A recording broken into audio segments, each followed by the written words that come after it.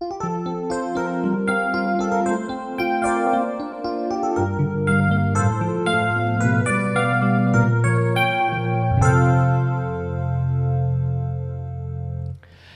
and welcome to this week's edition of the Applied Deep Learning course.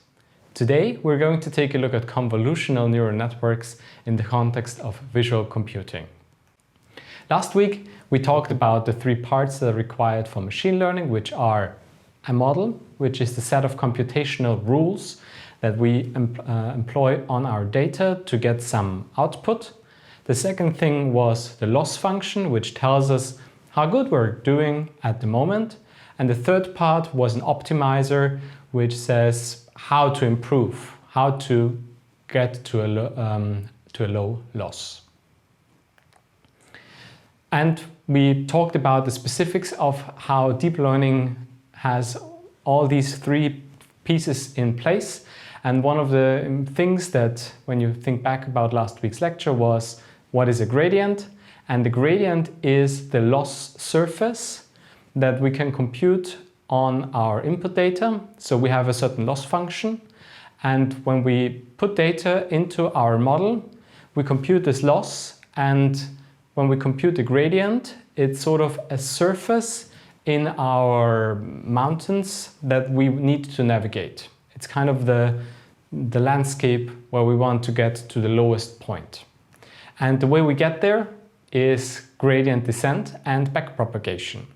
Gradient descent was this idea of taking a small step in your surrounding area, first basically computing the gradient in your local area, and then taking a small step into the direction of the steepest descent. How is this being done? Because we have millions of parameters that we could tune. That's what backpropagation is good for. So backpropagation was the idea of saying, okay, we forward our data through our network, we compute the loss at the output, at the last layer, and then we backwards adjust our parameters in such a way that we get to this lower point. And backpropagation was the mechanism that gives us the opportunity to compute the partial derivatives with respect to each parameter. And if we know the partial derivative of each parameter, which is the descent, we just have to update all of these parameters with a small weight into that direction that the gradient points us towards. We also talked about the biological neuron, which inspires the thing that is kind of the basic underlying idea that we're talking about here, which is a neural network. And the biological neuron had our dendrites, which were the inputs. It computed something in a biochemical way and then produced a signal on the axon, which was forwarded to other neurons. We tried to replicate this idea with an artificial neuron, which takes some inputs as real valued numbers, computes the sum, multiplies before they sum it, multiplies each of them with a certain weight, computes an activation function, and then outputs this to the next neuron. Again, an activation function is basically telling us whether this thing should fire or not, or how strong it should fire. And it's the nonlinearity in our network that we really need to avoid our entire network of mathematically collapsing into just one matrix multiplication. We also talked about the neural network. So if we have a single neuron and we arrange them in a certain way, we get what we call a neural network, which has input layer, where we just feed in our data, an output layer, and some hidden units in the middle, and it can have a bunch of layers here. One thing that maybe wasn't that clear last week, this network in particular that I'm talking about here is a so-called feed-forward network, because data comes from one side, travels through the network, and leaves on the other side. There is no loop, there is no information going backwards. So that's why this is called a feed-forward neural network. There are neural networks that have loops that are going back, and we're going to talk about them next week. But for now, let's talk about feed-forward neural networks. One thing that you can probably already guess from here is the most pressing question. How do I do this thing? Or how do I know which neuron should connect to which other neuron? Or how to wire them? Apart from, okay, I'm just passing them all forward in the feed-forward network, or I'm having maybe some loops in there or not. Well, the simplest idea is just wire everything with everything. So if we have a neural network, a multi-layer perceptron would be the following. We have one input layer, one output layer, and a number of hidden layers in the middle. And now all of the neurons that are at the same layer are connected to all neurons of the previous layer. So if we have 5 inputs, or let's go back here. So we had 3 inputs, and the next layer then would receive inputs are connected to all of these input layers. Keep in mind that this schematic that you can see here is not a fully connected layer, because there are some red and orange dots that are not connected at the input. So if we do connect every neuron to every neuron of the previous layer, we would call this a so-called dense or fully connected layer, that particular layer. So can we use multi-layer perceptrons for images? So just take a network which takes as an input an image. We flatten that image somehow by just taking one row at a time to get like one large array of inputs. Those are our input neurons, and then have a bunch of hidden layers in the middle, and then produce some output. So if we think about a simple 2-layer multi-layer perceptron, we could kind of think about it in the following way, that the first layer would kind of try to make some sense of these pixels and learns to extract features. And the second layer then would be in charge of classifying them to do whatever we want it to do. For example, image classification. The problem is that this is way too hard and does not work. So, if we just have 2 layers and it doesn't work, well, how about just adding more layers? I mean, it seems reasonable to just add more layers here, and ultimately it will kind of learn to extract meaningful features.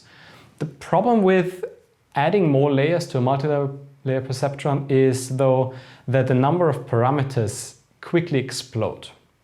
So if we have just a small 128 by 128 RGB image, which has 3 layers for red, green, and blue, and just 500 hidden neurons, and they're all connected to each other, we've already 25 million parameters. And this scales exponentially, as you can see here. So if we double the size of these images with 500 hidden neurons, we already have 75 million parameters. And this quickly explodes. We're just having like 500 hidden neurons here. So, and if we add more layers, we would kind of blow up really, really quickly. So, especially with MLPs, we also see one other issue, that the performance typically does not improve at all or much after adding a 3rd layer. So if we add a 4th or a 5th layer, the computational, like the algorithm that basically has so many options to tweak this that it becomes really hard to get any improvement at all. And most importantly, think back about the first part where we said we use this MLP for images. How do we get an image into this? So I just said that we could squash it. We could flatten the image into a one-dimensional thing, but think about what would happen here. If we flatten an image into a one-dimensional array of numbers, well, we would actually lose a lot of information, the spatial information, and we would lose certain spatial relationships that the network actually could use. because things that appear nearby in an image are often related. So it doesn't really have an understanding of images. So what could we do instead? Well, we need this sort of understanding of images. And in images, we know that pixels that are nearby are often related, and we need to extract a meaningful representation of this. So, how do we get a good representation here? Well, back in the days when we had rule-based systems for all of these tasks, we had a certain input, a developer sat down and he had an idea, so he wrote it into a piece of, in a programming language of his choice, into a piece of software, and then it will produce an output. But it had no explicit representation, it just had the rules that the developer had in mind that he put into a piece of software. With classical machine learning, we expanded this idea and split up this entire problem solving from one step into two steps, where we said, okay, maybe we can kind of extract some features from our input and then map these features, let the machine map these features to what we actually want in the output. That's classical machine learning.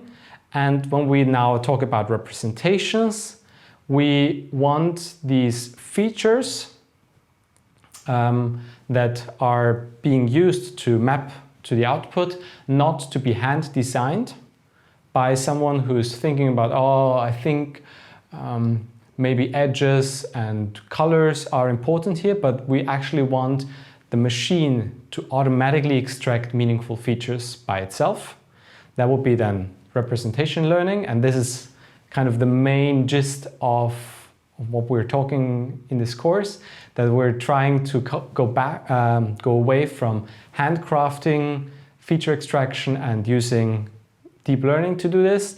And the final step to go from representation learning to deep learning now is that we kind of have many layers, and they work in such a way that they learn to extract simple features in the first few layers, and then more complex features in middle layers, and the most complex and meaningful features in the topmost layer.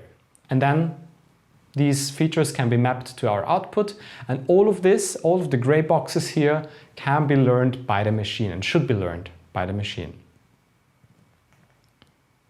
So again, bringing up this image that we've already seen a couple of times, when we talk about images, some low-level features that the network could try to extract are colors or edges in the first few layers, which it has to extract from the raw input pixels. Then it could extract some more meaningful features like contours and corners. And ultimately in the third or fourth or whatever layer that we have on our hidden layers, it can actually try to extract object parts and entire objects.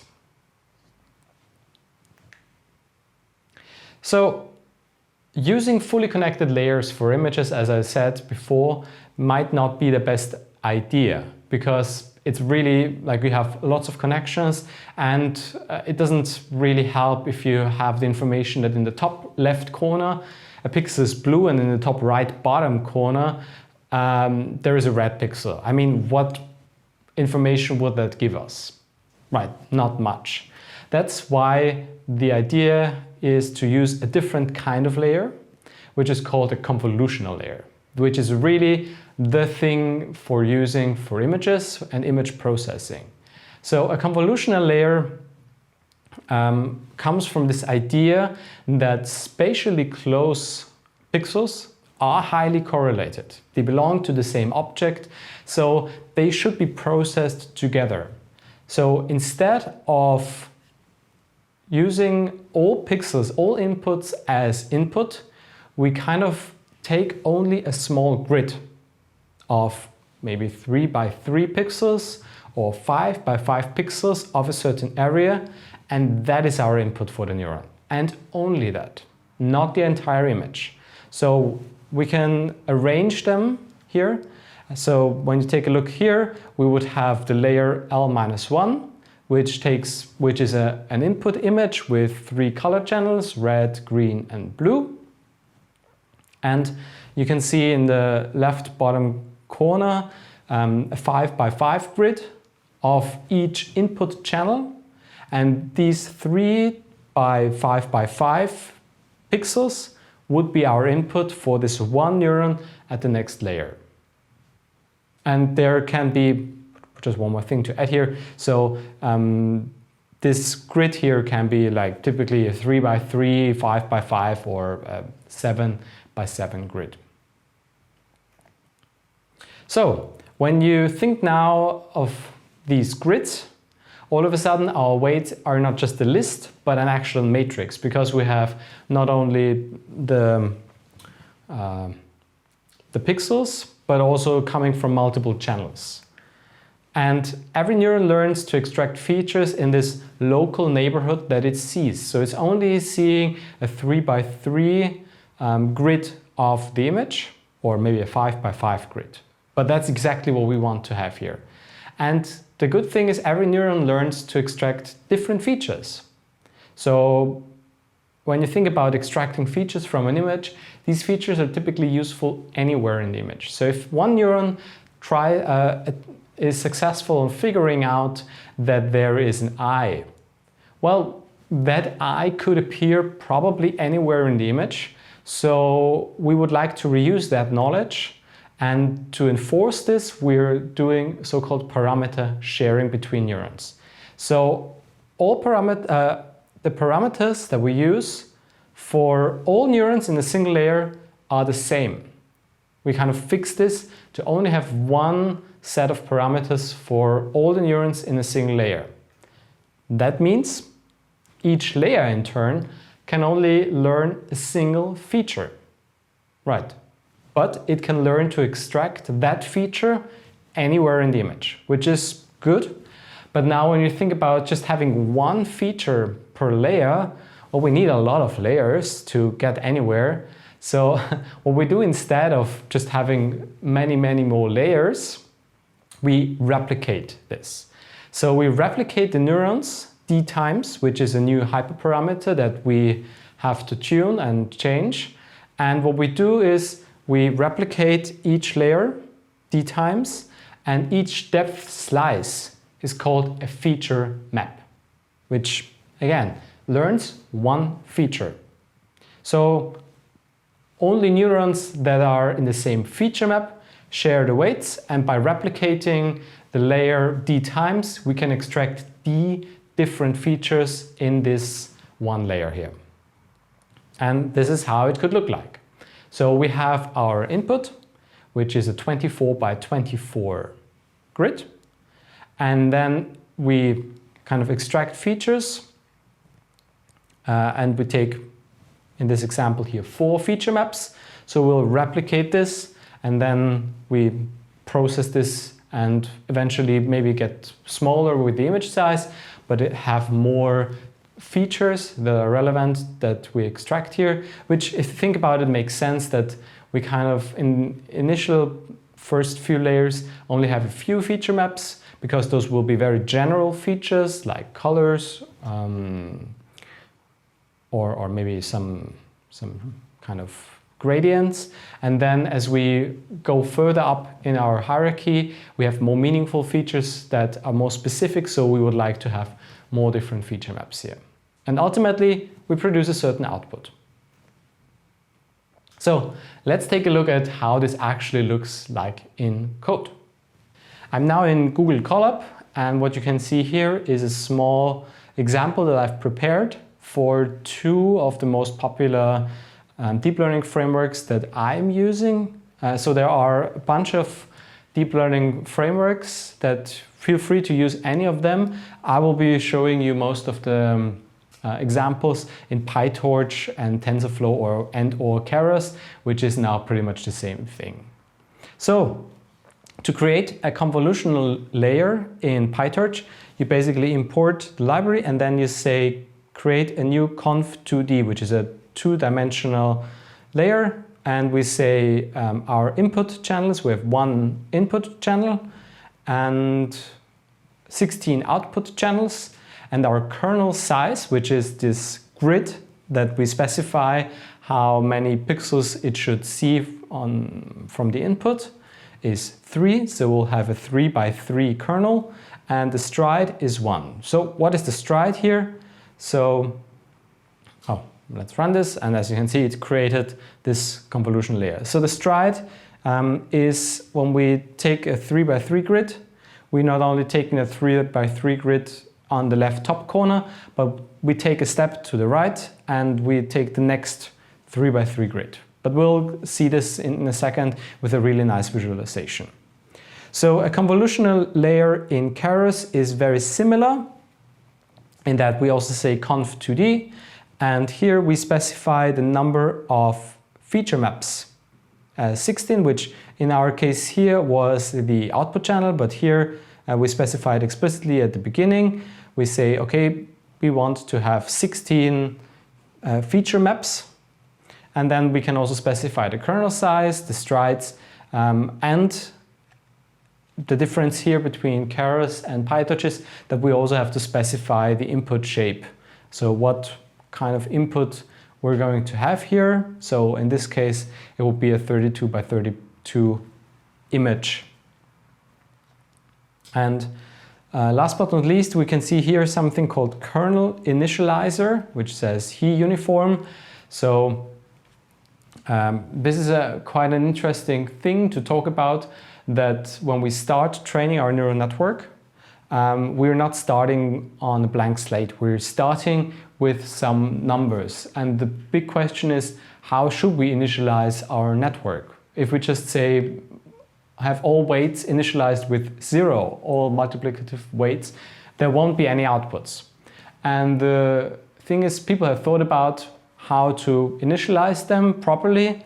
And the main idea is that you do some kind of random initialization, but coming from a certain underlying distribution. And the way how you do this, he and Gloro uniform, this, or also sometimes called Xavier uniform initialization, this is are the most popular things, and they've shown very good properties. But from a practical perspective, just keep in mind that you have to initialize your weight somehow, but all of these frameworks are using a good initializer by default. So that's basically how you do convolutions in a deep learning framework like PyTorch or Keras. And this is how you define one convolutional layer. So we just talked about the stride, and I think there is nothing better than a short animation to understand what this stride actually is. So let's take a look at this really, really great repository, which has an animation of these strides. And what you can see here is that basically when you have no padding and no stride, so there is this combination of padding and strides. So padding means how should I handle the corners around my image. And if you have no padding, it will just, for example here, when you have a 3 by 3, so the left top animation here, we have 3 by 3 grid and no padding and no strides. So it will take the first 3 by 3 grid from the left top, then move to the right, and then start in the next row. So the output naturally will be a 2 by 2 matrix, a 2 by 2 kind of output. So we'll kind of shrink it down. We can also say that we have some arbitrary padding or some full padding in the top right corner. So what will happen now with full padding is that we add kind of a border around our input image to ensure that each pixel will be seen kind of fully, and we don't kind of shrink down the image. So let's take a look at the second row. There we see the effect of stride. So stride is basically saying, okay, I'm not taking a look at every kind of, it's basically the step size, if you will, that we use in our convolutions. So if we say a stride of 2 in the second row here on the left, you will see that it kind of jumps 2 pixels to the right and then 2 pixels to the bottom to extract this. And of course we can combine padding and strides here to kind of to get certain effects. There are some more advanced things that you can see here at the bottom. So feel free to come back here and whenever you see someone is talking about some of these other convolutional types, feel free to check it out here. For example, this thing called dilated convolutional here I think is really interesting. So what it does is it doesn't get a dense 3x3 grid, but it actually spreads it out a little bit. So you kind of see more from the input. Talking about seeing more of the input, the really important term here is the so-called receptive field. So although the neurons are only connected in a local neighborhood and only see kind of a 3x3 grid, the higher layers are actually able to see the entire input image. So how does that work?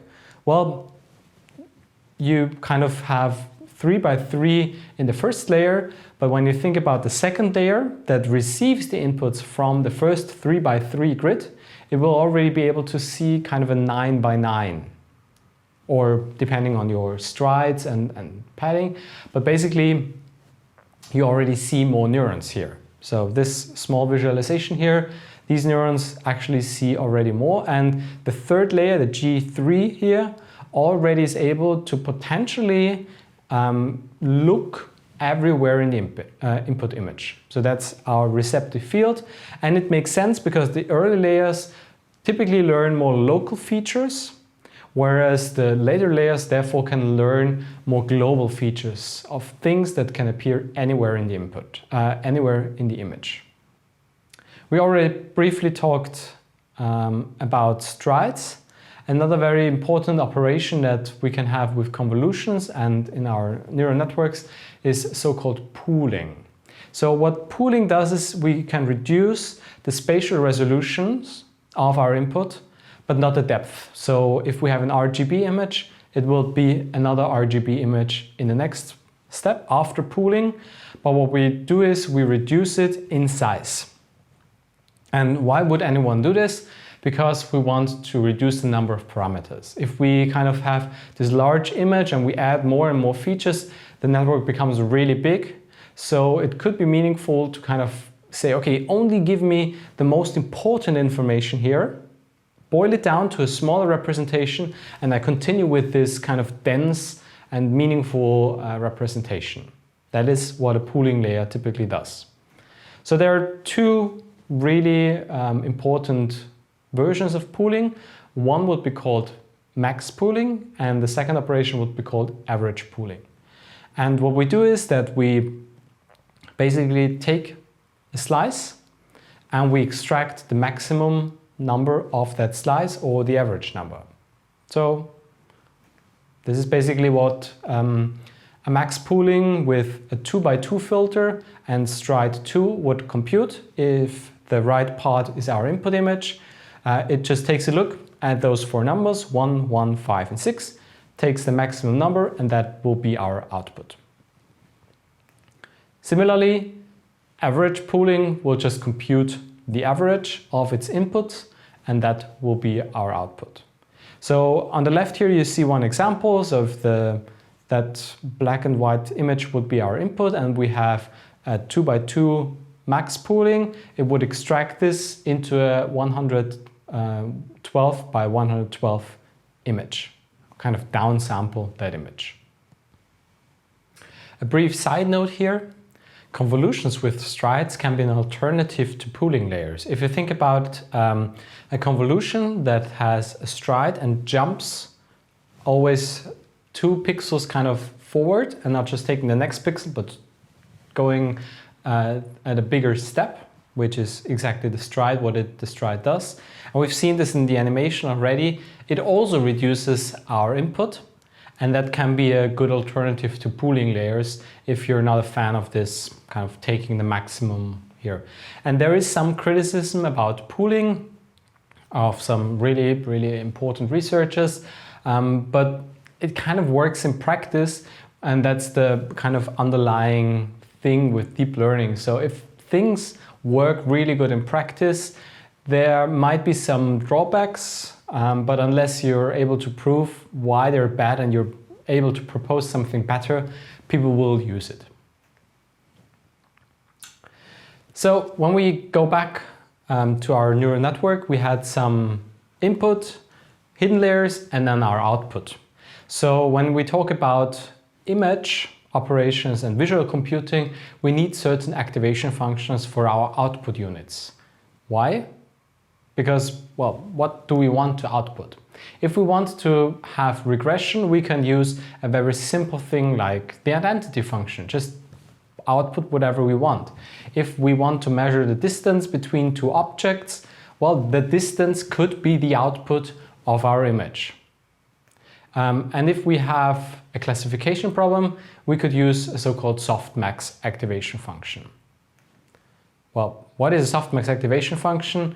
We already talked about the loss last lecture that we use for regression or classification problems. And the loss that I talked about was the cross entropy loss, which basically measures the dissimilarity between two probability distributions P and Q. And to obtain kind of a probability distribution from this categorical input of categories, we use a so-called one-hot encoding. So we have a single label WS, and we obtain a vector by using one-hot encoding.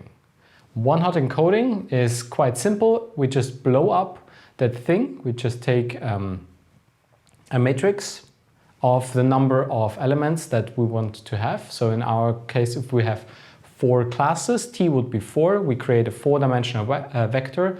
We set all values to 0, and the index of the object that we have WS here, so 3, we would set that value to 1. So the predictions, when you construct this network, the outputs of these neurons are typically not valid probability distributions. And I mean, why should they? We only specify that we take our input matrix, we run a bunch of matrix multiplications, and then maybe some max functions or additions, and in the end we get a value. Why should that value be a distribution? So these values are unbounded and they're not summing up to 1, which are requirements for a probability distribution. The sum of all values here would be 1. So what can we do? We can kind of map the inputs of our last layer, of our output layer, to a probability distribution. And this is what the softmax does. So we have T output neurons, and we regard their output W as unnormalized log probabilities. So we just say, I think these are unnormalized log probabilities, and then the softmax function will do the following. We compute here this function here, and what it does is it squeezes any value that we might have into the range of 0 to 1, and it also ensures that by the normalizing term that we see in the bottom here, that the sum of all weights always add up to exactly 1. And there you go, you have a probability distribution. So in our case here, the softmax would produce these -1, 3, and 1 would produce these probabilities here, which kind of, you can see, correlates. So a high value is a high probability for a certain class here. Talking about neural networks, we've seen the convolutional layer, we've talked about the pooling layer, about the activation function that we should put at the end. So let's put all of these things together to create an actual network. And there are tons of different architectures, and each one of them might have certain benefits or drawbacks. So the main layer types that we will be using when we talk about image processing with neural networks are three types: convolutional layer, a pooling layer, and the fully connected layer. So in the body, kind of the front end where we try to extract features, we typically only use convolutional and pooling layers to extract these features. And then at the back end, or the head of the network, we most of the time use a fully connected layer for classification or regression. Why a fully connected layer? Because the last layer of our feature extraction will be a set of features. So if we extract 100 features, we would like to use all of these 100 features to produce our final output. That's why it makes sense to use a fully connected layer in a neural network, but only at the end. So a very simple architecture that uses all of these ingredients and all of these parts for doing a kind of a hello world of deep learning would be to do digit classification after the famous MNIST handwritten digits. And a very simple thing could be, so what is the input here? We have, if you've never heard about this, images that are of, I think, 32 by 32 pixels of handwritten digits. And it was one of the really long-standing problems to get this problem solved because it came from the postal domain where they wanted to automatically distribute letters, but they needed to extract those digits in a really reliable way. And there have been many attempts to do this with support vector machines and many other approaches. And this became kind of a sort of a playground. And it's a really nice data set to try out different algorithms. So we have these images, 32 by 32 pixels, grayscale, and we have an associated label, the number that appears in this. And we could feed that, we could take this 32 by 32 as our input of like 32 by 32 by 1, because we only have one color channel, the black and white, so no RGB. And then we feed that into our first convolutional layer, which has, say, 32 feature maps. We apply a pooling operation to bring it down to a 16 by 16 image. We do another convolution with 64 features, another pooling operation, and then we feed that into the first fully connected layer with 128 output neurons, and ultimately the final fully connected layer, which only has 10 outputs, and then the softmax layer. So the last one, of course, has 10 outputs because we have 10 different digits, 0 to 9. So let's take a look at how that would look in our actual deep learning frameworks, in our actual code. We're back here in our simple Google Colab notebook, and I'm gonna run this, and then we're gonna talk about what the different ingredients are here. So what this thing does is it's the Keras version of exactly the thing that I've just been talking about. So let's start here in the middle. We can see we have a number of layers, which we call here sequential. Then we create our first convolutional layer with 32 feature maps. We also specify a certain padding here, so the output has the same size as the input. We employ our first max pooling, then we do a second convolution with 64 features, another pooling, and then comes an interesting thing. So we're here at that stage here. So let's take a look here. We have, after the second pooling, we have something which is 7 by 7 by 64. So that's our output of that layer. But when we talk about a fully connected layer, we actually need just to have a single one-dimensional input.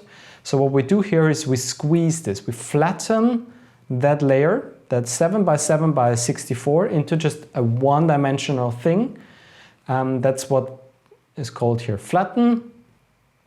And then we do two dense layers, and dense is this fully connected layer.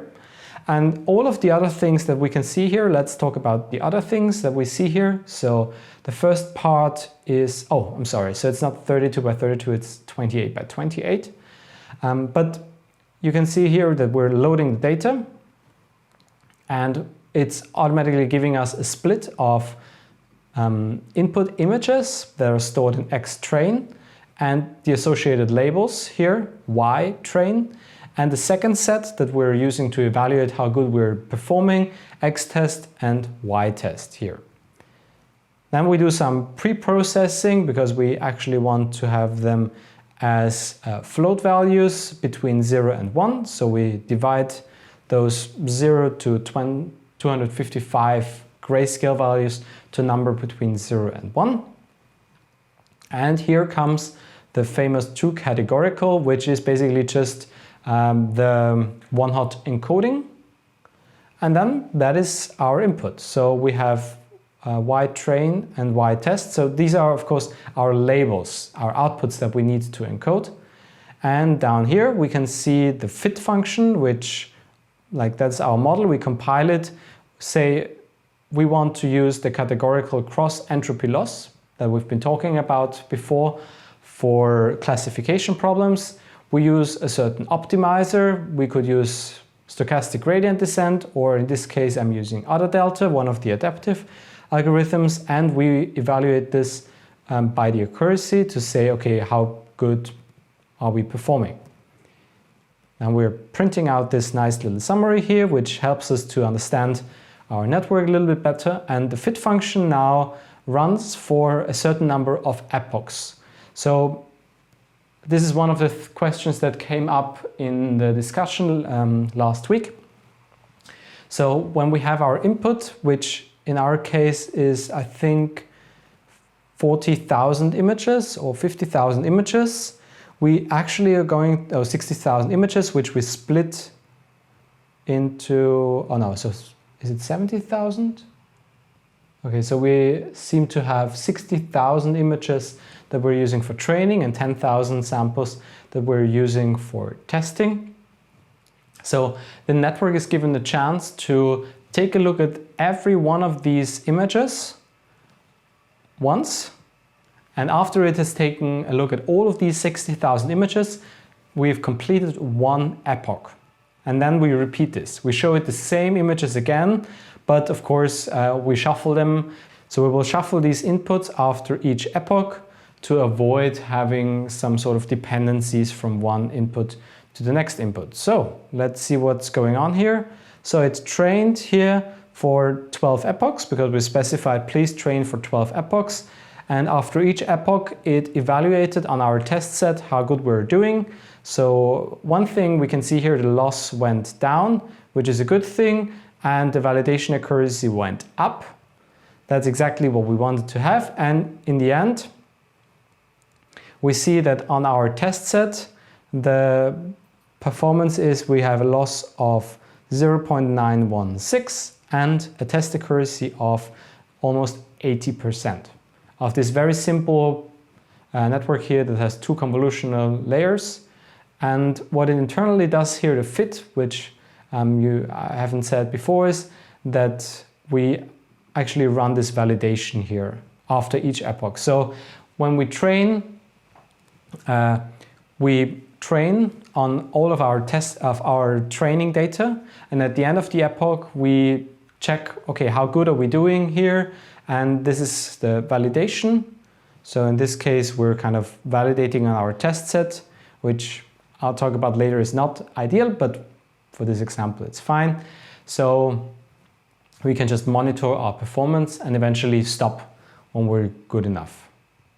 So MNIST classification with PyTorch is very similar, but it's a bit more verbose, which I think is a good thing when you're starting because it helps you to understand the individual parts that are happening under the hood. And in my opinion, PyTorch is also nice because you can debug it in an easier way. So we define our network here again with two convolutional layers and two fully connected layers, and then we wire it in the so-called forward step. So the forward step is kind of the sequence that we had before. So we start with our input X, we apply the first convolution, then as activation function the rectified linear unit, which is which happens here. Oh, there you go. So I forgot to mention this. So after each convolution operation, we also add an activation function, which is the rectified linear unit. So we do it here, we also do it here. Here we have to explicitly call this function. Then we have our max pooling layer, and the flattened thing that we've seen before here is now this few minus 1. So take whatever you get as input and kind of make it a one-dimensional thing. And then first fully connected, second fully connected, and our output activation, which is the softmax. Training now happens similarly. We say train for a certain number of steps, and we take this. So what we do here is we move our data to the GPU to just be a bit faster. And now we see the individual steps. I think those are really interesting to see once, because our optimizer has to start with 0 gradient to compute the backpropagation properly. So what we do is we kind of null out our memory of previous gradients that were stored. Then we do the forward pass. So here we move our data through the model and we get a certain output. And while we're doing this, the optimizer is keeping track of all the steps that we took. And then we can compute the loss here between the output and the target that we're going forward. And now that we've recorded all of these gradients, our optimizer, we can say, okay, please backpropagate now and compute and adapt all of those parameters accordingly. And this is what backward does. So it computes, it does now the backwards pass, all of the backpropagation steps. It computes all of the gradients with respect to each individual parameter. And once we've computed all of these gradients, we can say, okay, optimizer, now please take a step into that direction that points towards the steepest descent. And we do that by saying optimizer.step. When we do testing, we do something very similar. We also move our data to the GPU. We run through, but keep in mind there is one important thing here. We're not computing any gradients. We're not keeping track of this when we're doing testing, of course. And the main function is quite similar. So we load our MNIST dataset here. We load our train and test set by saying train true false. We normalize it here, which is maybe unnecessary, but let's see. So this is actually what we're doing. Again, we're saying for a number of steps, for a number of epochs, we're calling this train function. And we say, okay, you're in that epoch and we're training, and what it produces is the following. So we're already here at the end. So we got an accuracy of 99%, which is interesting that this thing performed much better. Maybe some of this normalization really helps to perform better.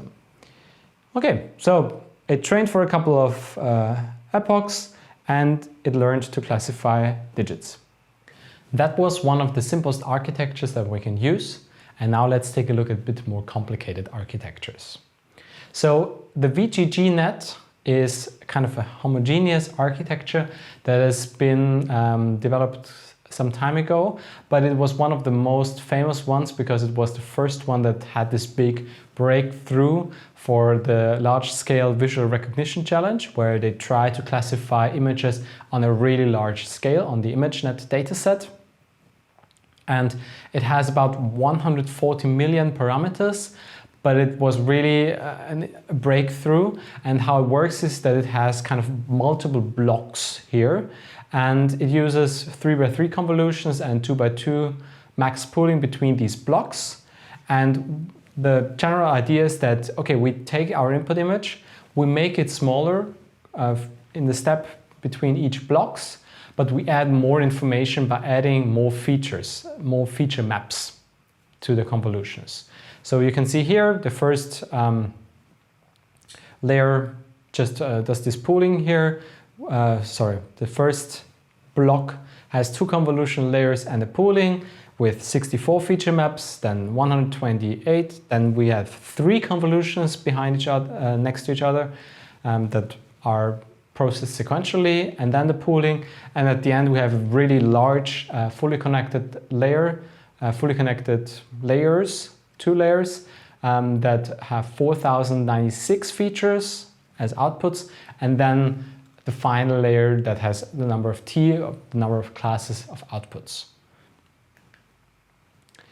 We can vary these blocks quite significantly, and there have been hundreds, literally, of ideas of how to change this basic idea of using a convolutional and kind of building clever blocks that extract meaningful features in an efficient way, and do this maybe like for multiple scales. You can, for example, have a bunch of convolutions that you run in parallel. So you have one input layer, you run a 1x1 convolution, you run a 1x1, then a 3x3 convolution, then a 1x1 5x5, and you concatenate all of them together. And what this does is that it kind of takes a look at just a 1 pixel, it takes a look at a 3x3 grid, a 5x5, and all of them kind of at the same time. That would be one of this so-called inception modules.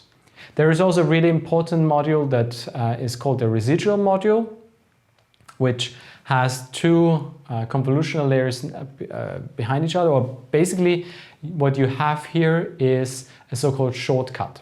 So what you're doing here is you're computing the convolution, but you're also passing on, you're kind of creating a shortcut where the information can flow around the convolution, and then you're summing up the original signal and the output of your convolution. So why would this be useful? Well, it helps the network to do 2 things. One, if you have lots of layers, like really hundreds of layers, it can be really hard for the network to kind of extract information at the first layer that it might need at the 5th layer, or at the 10th layer that it might need at the 55th layer. So this shortcut here allows information to flow past some layers for later stages. So we have take this shortcut and therefore allow better information flow. And when you think about the residual module, we reformulate this this block here basically into into a thing that gives the network guidance. So it learns basically in the convolutional filter what it should add or remove from the input X. When you have a bunch of convolutional layers, we end up with what we've seen, for example, a 7x7x64 output. So when we take this, we want to classify it. How do we get to kind of the output? And we've already seen one way, because we want to get from this kind of 2-dimensional features, or even 3-dimensional, whatever features, to this 1-dimensional output for classification. Well, we can just flatten the thing straight away. We can just take one after the other in the row, but that might not be ideal because we can drop some spatial relationships. But it's a pretty standard way of doing, and it works fine in most cases, because those features that are extracted are spatially independent most of the time anyway. So because they kind of extract the same feature anywhere in the input. So it's reasonable to say flatten and then do a fully connected layer. But there's also a different idea of not flattening that, but actually doing something called global average pooling. And what does it do is it takes per feature map. It takes the entire input and reduces it to a 1x1 in output. So that's the global average pooling, and it just takes the average of all of those inputs from one feature map and produces a single output. And that way it kind of preserves the spatial relationship, and it can be an alternative to this flattening and then creating the output. So what you do is you kind of reduce this to a 1 by 1 by d, and then you already have your outputs, the number of outputs that you want to classify, for example, and you say, okay, now I cast this as a 1 by 1 by d into a 1 by d dimensional array. And what this learns is actually one really interesting thing. You force the network to learn one class per feature map, because that feature map will be the output of the probability. So it will learn to have in the last layer, before we go into this global average pooling, to have one one feature map that takes a look anywhere in the input image and produces a high value if that particular class that feature map is responsible for appears there. The inception network is another architecture where we use this inception module that we've seen before, where we use a kind of aggressive input size reduction in the first few layers, then these inception modules, and at the end this global average pooling that we've just talked about. Instead of a flattening and fully connected, we just take the global average pooling and then feed it into the fully connected layer to produce the output. ResNet is another network that performs really well, and it employs these residuals that we've seen before. So as you can see here, it already has way more layers. So I haven't counted, but we can see here this is like 20, and there are ResNets with hundreds or even over 1,000 layers.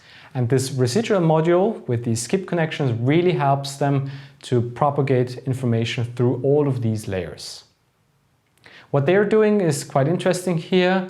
I've told you before that you can use pooling to reduce the image size, but you can also use a convolution with strides. So what they've done here is exactly this idea. They're using strided convolutions instead of pooling. And again, global average pooling at the end.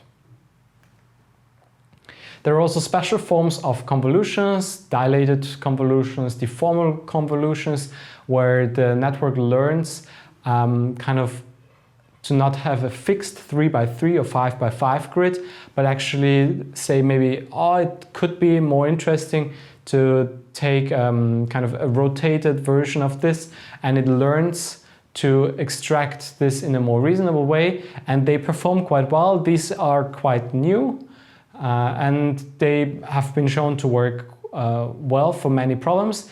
This is something that feel free to play around in your project, because the chances of someone having played around with these things for your particular sub-problem might be quite low. So there are kind of some new interesting ideas, and there are many, many more kinds of convolutions flying around of ideas how to improve this, which I hope that you will play around in your project. So some considerations when you design your network, when you think about the architecture, is how many layers should I actually use? Well, the answer is it depends really on your problem. You, of course, you might want to add more layers to extract more features, but at a certain point it might not bring any benefits. So this is something that is a big problem that people don't know when they start how many layers they should put in place. And they also don't know which hyperparameters should I use. So again, the number of layers, the number of feature maps, all these are hyperparameters that we have to determine somehow. The grids, and how we can do this in an efficient way would be something like grid search or random search. And there are nowadays even things that kind of try to automate this process and automatically find a good network architecture for you given certain constraints. So, but the simplest way would be to just say, okay, I restrict myself to anywhere between 16 and 64 features for each of these convolutionals, and then you try grid search. You kind of take 16, you take 24, 32, and some other values, you kind of along a grid. And then you also have some other parameters, for example, the learning rate, and you kind of just compute each combination of these and see which one performs best. You can also do a random search here, which is actually more efficient than a grid search, or some evolutionary search where you see, okay, this tuning here, this performed better, so I'm gonna follow up that, but the other one didn't work out so well, so I'm gonna ignore that. What image resolution should you use when you're talking about visual computing? Well, I would recommend to start with something small and see if increasing the size helps. So you should always kind of try to start with a really small version of your input image because it's faster, you will be able to see if it works or not. And computers are remarkable at extracting meaningful features. So there is this Cypher 10 dataset which has images of objects, I think of 32 by 32 pixels, and those are cars, cats, dogs, and so on. And the computer is remarkable at extracting the class from those tiny images. And humans can do that as well. So you should really start with small inputs initially. Which architecture is best? That's really hard to tell. But my recommendation is that you should take a look at what other people did before, what architectures they've used to solve similar problems. You have to read papers, you have to keep up to date here to see which things work best. Some of the things I'll show you in the lecture, some good practices, but it might be that whenever you're watching this lecture, maybe a year from now, this architecture is already overhauled and there's already an even better version of that idea. Again, there's this idea of having a neural architecture search where you have an algorithm that tries to come up with a good architecture, but these things, as you can imagine, are really expensive to compute. But feel free to play around with it. I've added this link here and see if it works for you. So let's take a look at some of the really cool applications, what you can do with deep learning for image for visual computing. First thing would be object detection. So we want to find objects, and let's start with this small demo here.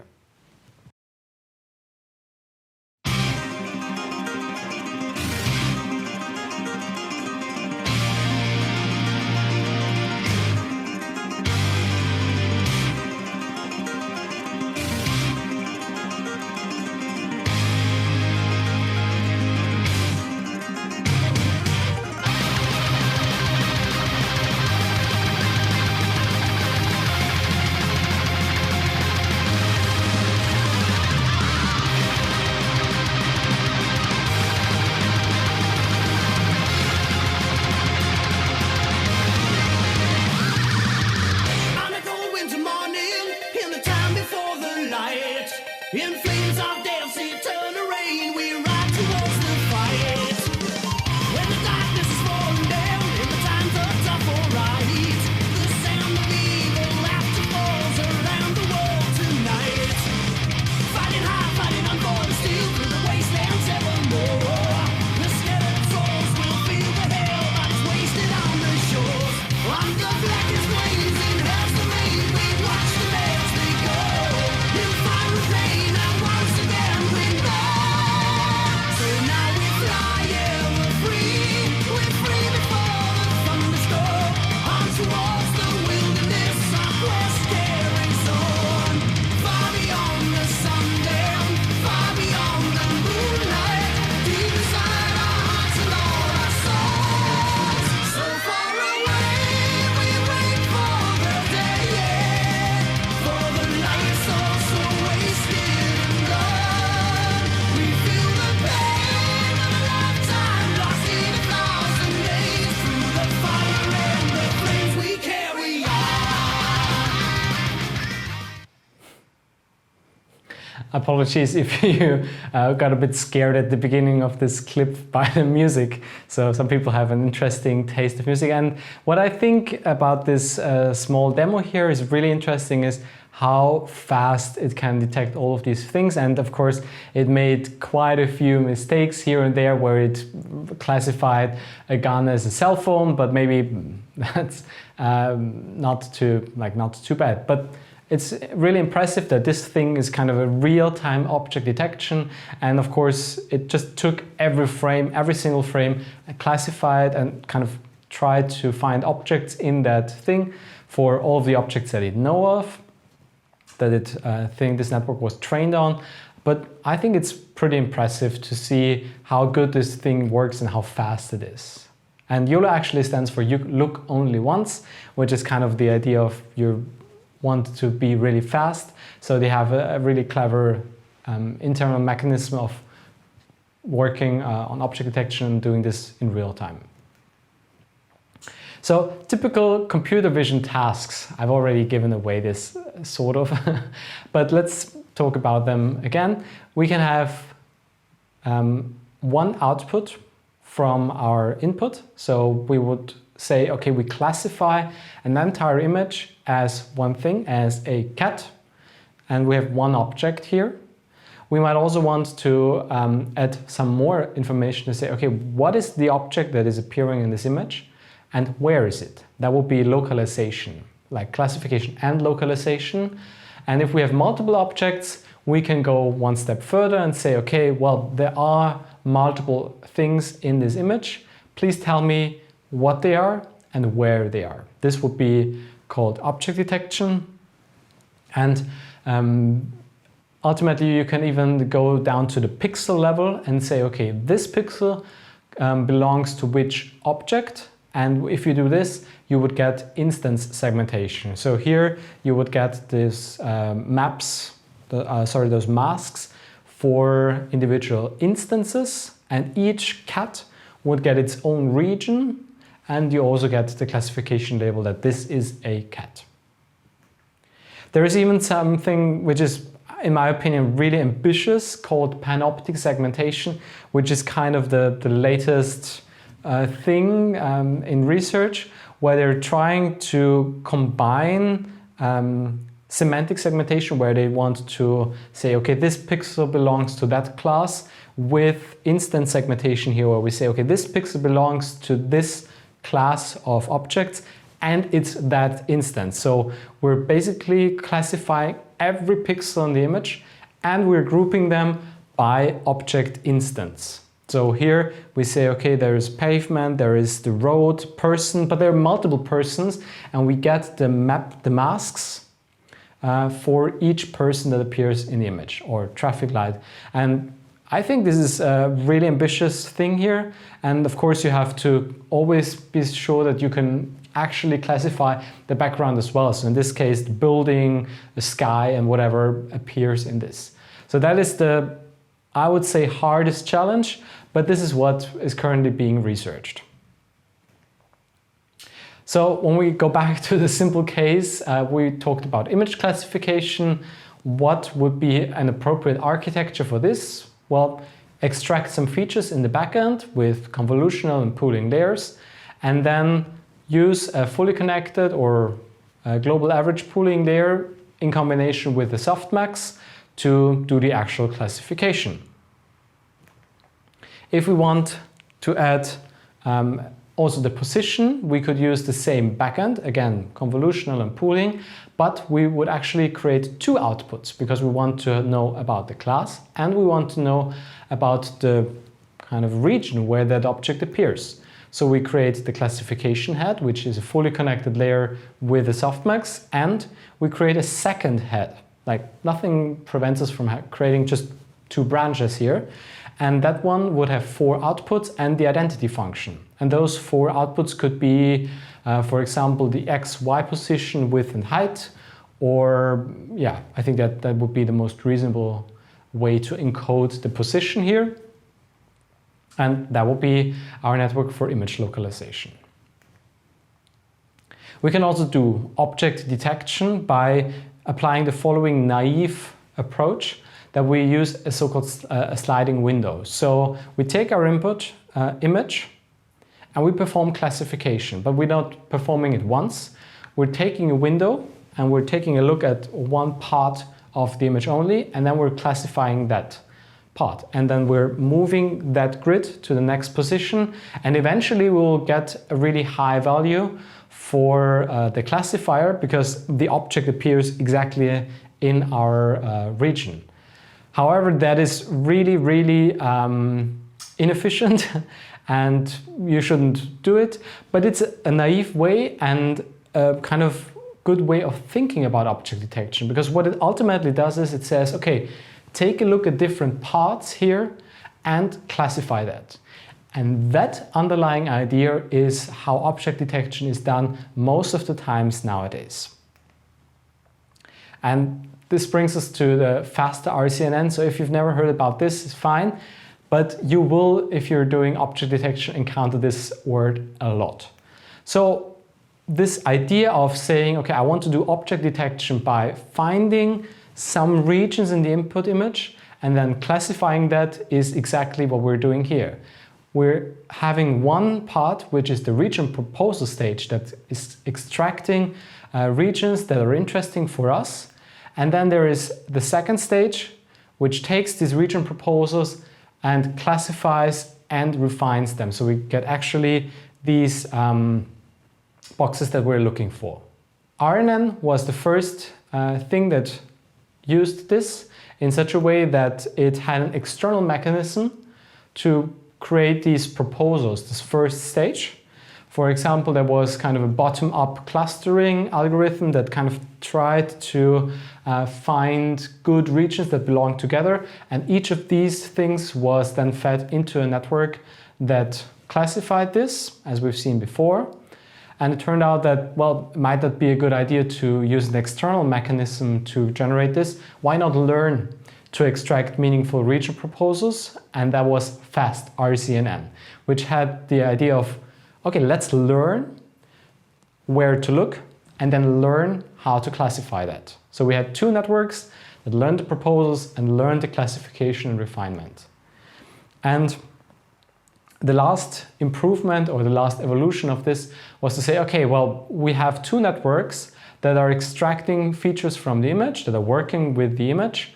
Why not join them in a single network and kind of have multiple heads and then feeding back into this? And this is exactly what faster RCNN was doing. So we have one neural network and that has so-called shared backbone for extracting features. And then we have the following architecture where we extract region proposals. That's our first head that takes these feature maps. And then we feed, that produces something, these region proposals in the output. And we use ROI pooling, region of interest pooling, to say, okay, you say, take a look at the left top corner. Then this ROI pooling layer is in charge of taking the features from that region. And then we take those outputs, whatever the pooling layer then produces, which is just that segment of the input image, we classify it and we refine it. We can also do semantic segmentation where we say, okay, assign a class label to each pixel, but not necessarily to each instance. And one way of doing this could be with a fully convolutional network, where we have a bunch of convolutions that always kind of make the image smaller. And in the middle, we have something really interesting. We force the network to make a decision and say, okay, what is this kind of pixel? And then we do a so-called upscaling or upsampling part, where we use a deconvolutional and an unpooling layer to get back to the original input image size, but with the information which class should be there. And this might sound a bit weird. What is an unpooling or a deconvolutional layer? It's not that complicated if you visualize it. So a convolutional layer is a matrix that takes some inputs, multiplies them with a value and produces an output. And the deconvolutional layer would be the exact same thing, but instead of having a large input and a small output, it takes a small input and produces a larger output. With pooling, it's a bit more tricky because pooling, for example, takes the maximum value or the average, but you can think of it as kind of learning these switch variables. That you say, okay, I have these 4 inputs here, the maximum value is always at the right top. So we learn this kind of switch variable, and when we use that switch variable in an unpooling layer, we can take a single input pixel and upscale it and put that value into the position where the maximum value was supposed to be that we learned from this pooling. Instance segmentation, for example, can be done with mask RCNN, which is basically a fast RCNN as we've just seen, but with an additional head for instance segmentation. So we produce the classification, but we also take all of these pixels that the region proposer gave us and do an instance segmentation with those pixels. Therefore, we get the box, we get the classes, and we get the actual thing for each pixel, the actual class for each pixel, and for each instance. And I could go on and on and on forever, because there are so many different networks that are being employed to all of these different problems, like image classification or object detection. If you talk about object detection, one great resource that I can recommend is this open MM detection, this MM detection toolbox, which is kind of a big framework that implemented many of these algorithms, like fast RCNN, mask RCNN, and also some of these one-shot detectors that we've seen with YOLO before, where we're just taking the entire thing, making just one forward pass, instead of having this region proposal, just having one forward pass and directly producing the boxes. They need some sort of other tricks to make this happen, to make this work, but that's what you can also find here in this repository. So play around with it. It also comes with a bunch of pre-trained models. You can play around with different architectures, with different backbones to extract features, and I think you'll be having a lot of fun. And this is what we were also using for many things in our practical day-to-day business. So this is a really great resource to take a look at. So let's wrap it up. We need good representations and abstractions to do anything meaningful with our input images if we want to apply deep learning to visual computing. And we want to learn these representations from the data. We don't want to create sort of feature extractors like SIFT and SURF and HOC features, which are great on their own, but maybe there are better ways, and we don't want to depend on these things. We want to learn them from the data. And CNNs have this one layer, this one specific layer type, which is a convolutional, that learns to connect this local neighborhood by only taking a look at a small area in the input image, because nearby pixels are typically highly correlated. We have talked about pooling layers that can help us to reduce the spatial size to be more efficient, and there are many ideas how to construct better networks. And different applications, as we've seen, depending on your task that you're working on, require different architectures and different wirings of these to solve your problem. And you might be able to come up in the future with a new architecture that no one has thought of before to be really good at your specific problem. And we'll probably come to this with the other topics that we see in the future, where a clever wiring will solve a problem all of a sudden. And last but not least, the field moves really quickly, so it's really hard to assess the quality of new proposals, because there are papers coming out every week where they say, okay, I've done this wiring different, therefore it works better, and they show that for some data set it works much better. But I guess time will tell, and how time will tell is one of the things that I like here is things that appear in here. They've been that popular and obviously working that well that someone took the effort and implemented it in that framework. So whenever you see that one of these ideas that you find in the paper has been taken up by other researchers, used and then put into frameworks, that is typically a good sign that you can probably use that and that it's a good thing to use. I hope that you've already started with your project. Otherwise, please start really soon and take a look at the first assignment. Come up with some ideas that you will want to work on. That doesn't have to necessarily be with images. There are lots of ideas in the assignment, and really start to think about your project. And I'll see you all very soon.